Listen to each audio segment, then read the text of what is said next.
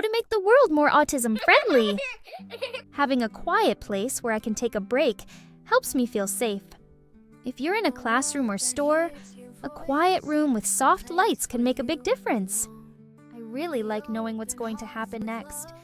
When things change suddenly, I feel really stressed out. Sometimes I move my body in different ways, like flapping my hands or bouncing, because it helps me calm down or feel happy. That's called stimming.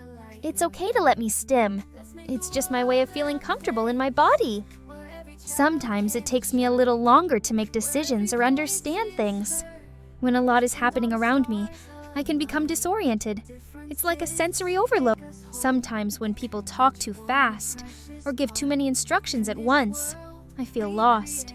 Using pictures, writing things down, or just talking slower can help me understand better. These are just some ways to help kids with autism feel more comfortable. A little kindness and understanding go a long way. Together, we can make the world a better place for everyone. Remember, if you like these videos, share, comment, and subscribe.